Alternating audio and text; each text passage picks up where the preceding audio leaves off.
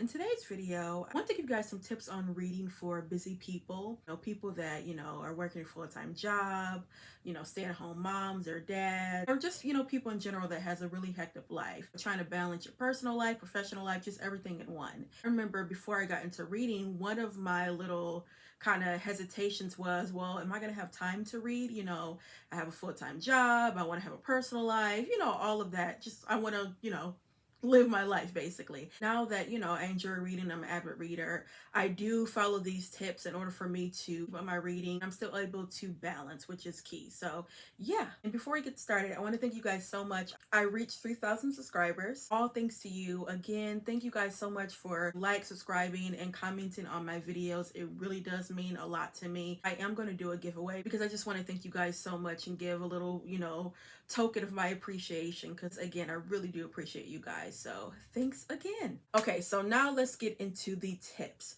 First tip, I would say, you don't have to read every day. I know it sounds kind of like, girl, but you're giving us tips on how to read. For me personally, who is an avid reader, I don't read every day. Sometimes I don't feel like picking up a book and reading. I'd rather watch TV or scroll on Instagram.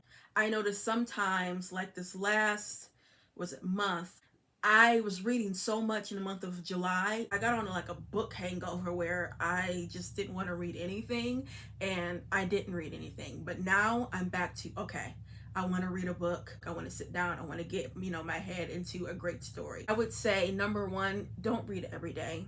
You don't have to read every day. Read often, but you don't have to read every day. I wouldn't put that pressure on myself. Next is break your reading throughout the day. Break it in like increments. Again, for me, I can't read for like 2 straight hours. I do have to break it up. I think I've kind of trained my muscle into at least an hour.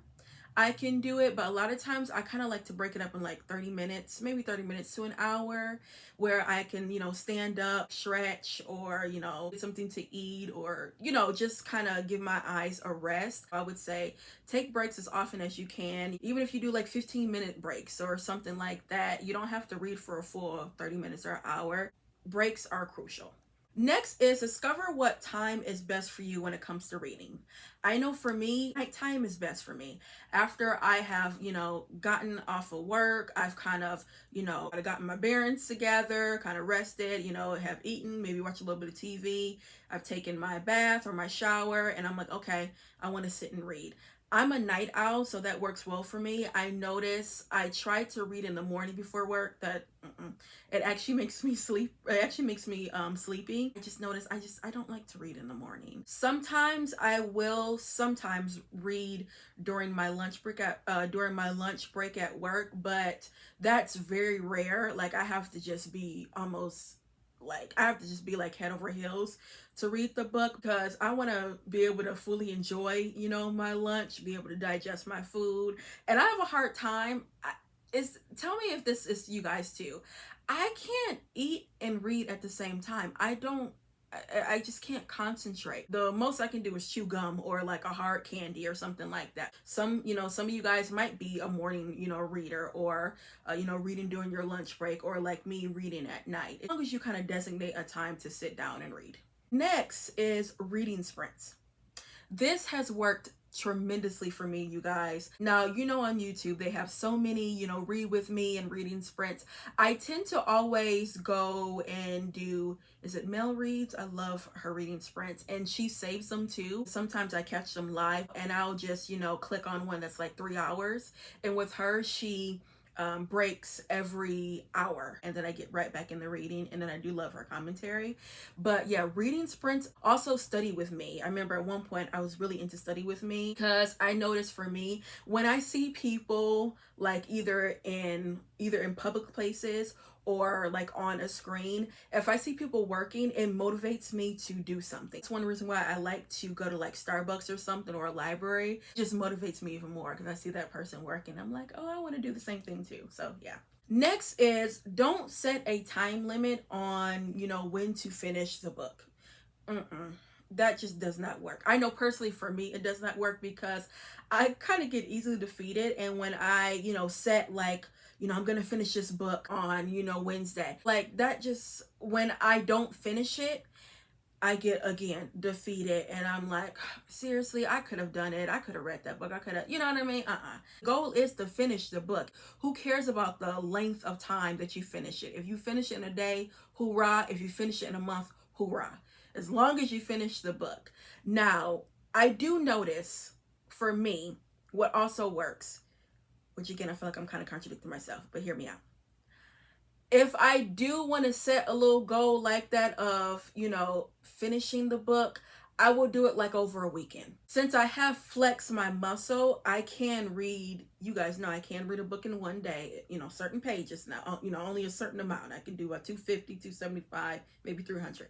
But for a weekend, I notice if I start on a Friday night and I have like the whole weekend, I have noticed with the past about 3 to 4 months, maybe 3 months, how I've gotten a lot of my reading. In July, for example, that's when I was reading like Nobody's Business.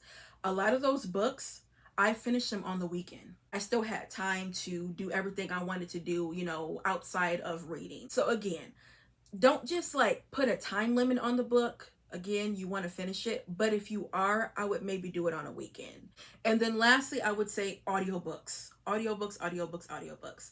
Now, of course, you see this room. I am a tangible book lover. Something about that textile experience, turning the pages, and I just love every minute of it. But I have learned to love and appreciate audiobooks. Now, for me, I know I like to listen to romance on audiobooks, urban fiction, of course, on audiobooks, a little bit of erotica. Those are like the main three genres that I do enjoy listening to. One thing I love about audiobooks, you can do things while you are reading.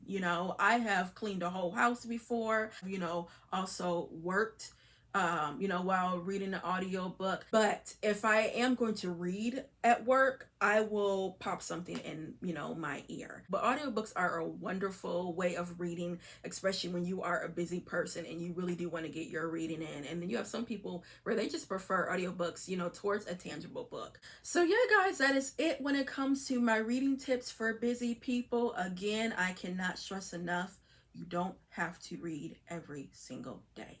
I don't read every single day. I am not going to read every single day. I am going to read often. Okay? Read often, but you don't have to read every single day. And if it takes you a month or two to read the book, it took you a month or two as long as you finish the book. It's not that deep, okay? This is a way to escape. You just need a break. You need your space. This is a time where you have, time for yourself. So we don't want to make it strenuous, and it's not a big deal. We just read the book, okay? So yeah, guys, that's all I have for you. Don't forget to like, comment, and subscribe, and I'll be back with more Black books. Bye.